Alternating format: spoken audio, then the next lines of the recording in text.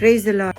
நம் குடும்பங்கள் நாம் வேலை செய்கிறதான இடம், நம்முடைய சபைகள் பரிசுத்தமும் சமாதானமும் சாந்தமும் இணக்கமும் இரக்கமும் நற்கணிகளால் நிறைந்ததாயும் பட்சபாதம் இல்லாதாயும் மாயமற்றதாயும் காணப்படுகிறதா? காரணம், கர்த்தர் நம்மளுக்கு அவருடைய ஞானத்தை கொடுத்திருக்கிறாருன்னு அர்த்தம். அப்படிப்பட்ட குடும்பங்களில் மாத்திரம் சமாதானம் இருக்கும். ஏன்னா அவர்கள் சமாதானத்தை நடப்பிக்கிறவர்கள், சமாதானத்துக்கான விதையை விதைக்கிறவர்கள், நீதியாகிய கனியை அவர்கள் பெற்றுக்கொள்கிறார்கள். சோ நம்மளுடைய குடும்பங்கள் மிகவும் பாக்கியம் உள்ளது அப்படின்னு யாக்கோபு 3வது அதிகாரம் 17வது வசனத்தில் யாக்கோபு கூறுகிறார். நம்முடைய இந்த சமாதானத்திற்கு காரணம் தேவன் அருளிய தேவ ஞானம். ஞானத்தை அருளும் ஆவியை தேவனாகிய கர்த்தர் நம் ஒவ்வொருவருக்கும் கொடுத்திருக்கிறபடியால் பரிசுத்த ஆவியானவர் நமக்கு இந்த சமாதானத்தை கொடுத்திருக்கிறார். மாறாக எங்களுடைய குடும்பத்துல எப்பவும் சண்டை, எப்பவும் சமாதானமின்மை காணப்படுதுன்னு சொல்றீங்களா? குடும்பத்தில் உள்ளவர்களுடைய இருதயத்தில் கசப்பான வைராக்கியத்தையும் விரோதத்தையும் பெருமையையும் சத்தியத்திற்கு விரோதமாய் பொய்யையும்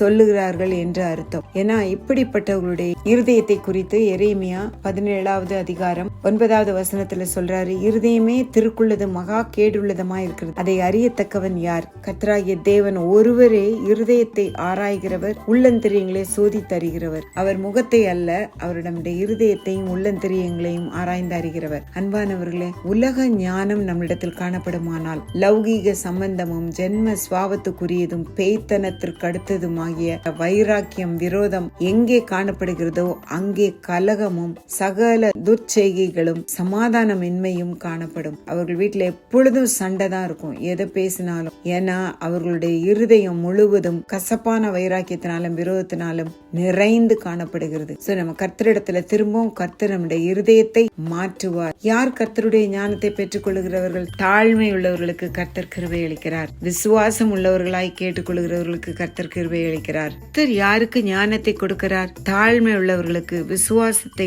நிலைத்திருக்கிறவர்களுக்கு, கர்த்தருடைய வார்த்தைக்கு கீழ்ப்படுகிறவர்களுக்கு. அன்பானவர்களே, இந்த தேவ ஞானத்தை நாம் பெற்றுக்கொள்வோமானால் இயேசு கிறிஸ்துவின் சாயலில் இருப்போம். அவருடைய குணத்தை தரித்துக் கொள்வோம். அவருடைய எண்ணங்கள், வார்த்தைகள், செயல்கள் எப்படி அவர் இருந்தாரோ அதே போன்று சகல விதமான கசப்பும் கோபமும் மூர்க்கமும் கூக்குரலும் தூஷணமும் துர்க்குணமும் புத்தியீனமான அயுக்தமான தர்க்கங்கள் சண்டையை பிறப்பிக்கும் என்று அறிந்து அவர்களை விட்டு விலகி ஒருவருக்கொருவர் தயவாயும் மன உருக்கமாயிருந்து கிறிஸ்துவுக்குள் தேவன் நமக்கு மன்னித்தது போல நாமும் ஒருவருக்கொருவர் மன்னிக்க வேண்டும் என்று அப்போஸ்தலனாகிய பவுல் எபேசியர் 4:31-32 சொல்றாரு. நாமும் மற்றவர்களுடன் சமாதானமாய் இருப்போம். அல்லேலுயா.